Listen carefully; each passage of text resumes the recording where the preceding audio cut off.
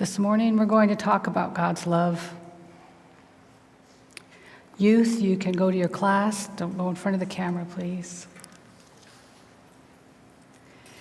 Is there someone in your life that you know really loves you? I mean, you know without a doubt that this person loves you. It's not just something that you know in your mind and because they say so, but you really know that they love you, that they're going to be there for you. A lot of people don't have someone like that in their lives. Many of us do, and we're blessed by it.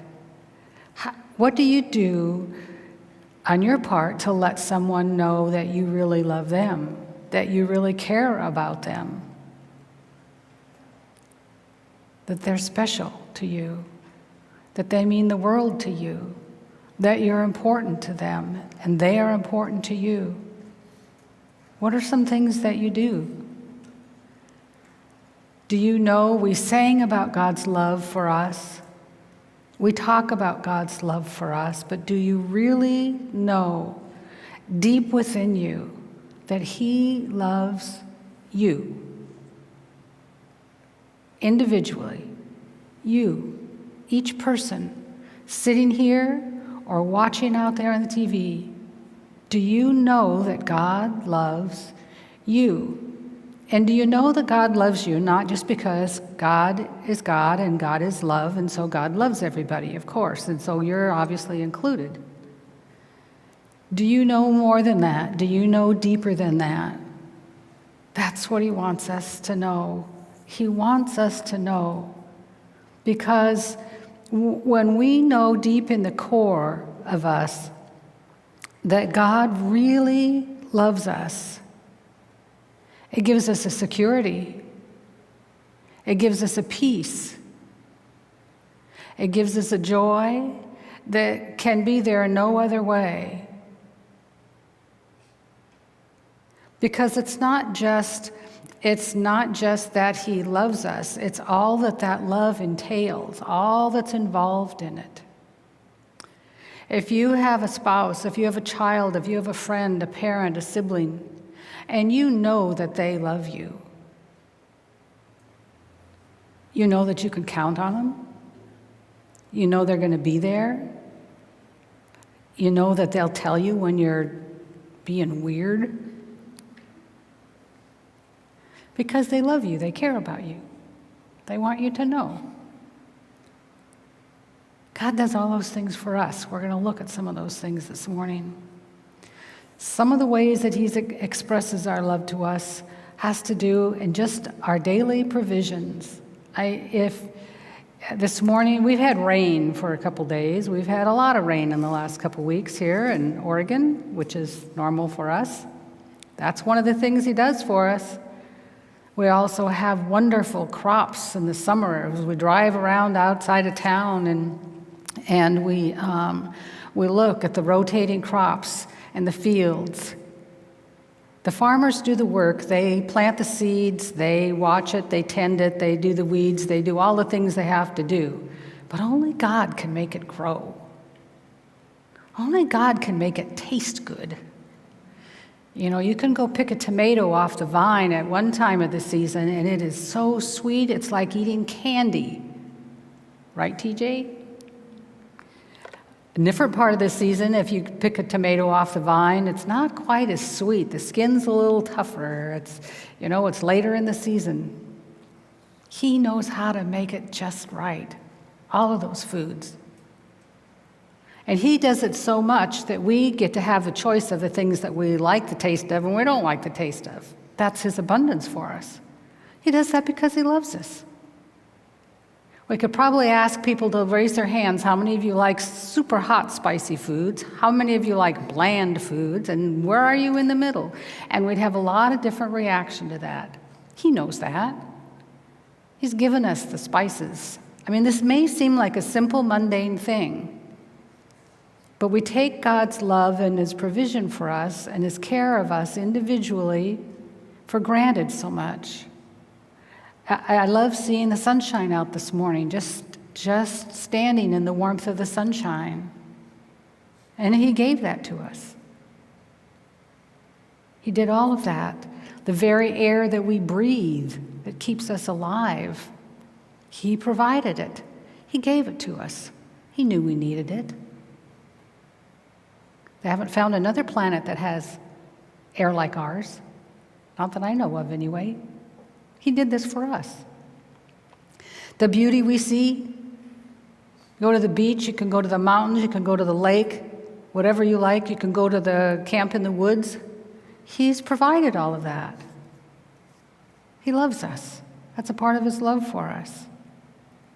Another thing that he does for us has to do with the people that he brings into our lives. And he brings different people in at different times of our lives. You may have a childhood friend that you remember, that you played with for hours and hours and hours until, mom or dad whistled or called out it's dinner time and you had to come back inside. A really good childhood friend that maybe you haven't seen in a very long time, but you remember them. He remembers our friends. He gives us new friends. He brings people into our lives, family, friends, mentors. Sometimes we'd like to pick our own family members rather than the ones that he gave us. We don't get a chance to do that very often. But he gave us our family members for a reason. He put us all together. It wasn't just chance that each of you was born into the family you were born into. You could have been born into another family. Or as some here know, and some are soon to find out, you adopt someone into your family. I believe the Lord picks those children that are adopted as well. And he blends them in. It's because of him that they become a part of your family unit. Mentors, teachers. Maybe there's a teacher that you still remember from high school or even grade school. Maybe there was a coach in a sport that you had. Maybe there was a work-study person that helped you in your studies. Maybe you had trouble with math or with English or spelling, and you had somebody, whether it was somebody else in your class or a teacher or someone else, that came alongside and said, let me help you. You can help me on this area, and I'll help you in this area. Maybe you had a mentor to help you. The Lord gives us all kinds of mentors. There's all of the names that are listed in the Bible. So many of the patriarchs. They're listed again in Hebrews 11, all throughout. There's people that we may be more familiar with in our time or just prior. Corrie ten Boom. I learn a lot from Corrie ten Boom as I read about what happened to her and her family and her steadfast love for the Lord. And the fact that even he helped them to smuggle a small Bible into that concentration camp because he wanted it used to teach other people about him. She's a mentor for me. I learned from her.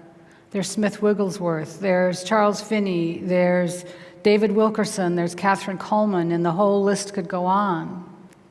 There's people that you know right now.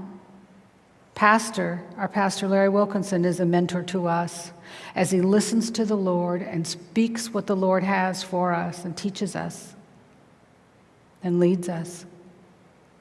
The people in our lives. Another way that he shows his love to us is the way he created each one of us. You can have identical twins and they are still going to be differences.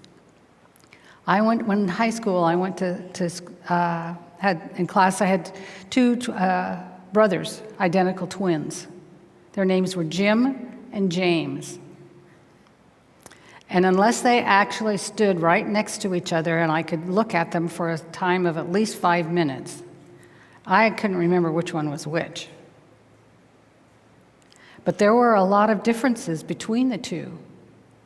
People who had gone to school with them since grade school, they knew the differences between Jim and James. I didn't know them very long. I could hardly tell. Each one of us has been created uniquely. You've heard that over and over again. But do you believe it? And do you believe the reason why you were created uniquely? Each person, God created in a special way for a special relationship with himself that he is not going to have with anyone else. Yes, he loves everyone. Yes, he has no favorites. But he wants a unique, special relationship with each one of us. We've learned about the 4 personality types: the sanguine, the choleric, the melancholy, the phlegmatic, and we are all a part of 2 of those. Now, if you take those 4 different personality types and line up 1,000,000 people, and there's only a 0.1 degree change in one of the 4 areas, think how many possibilities of variation there's going to be in those people. As I pray for different people, there's some people I pray for, and I feel God's tenderness toward them in such a special, unique way that I don't sense when I pray for some others. Sometimes I'll pray for someone and there's an intimacy, almost like the intimacy, well, he is our beloved, the intimacy of lovers. He is our beloved. We are going to be his bride. And there's an intimacy in his relationship with them that isn't as strong as it is with some others. That's not to say that those aren't there with everyone.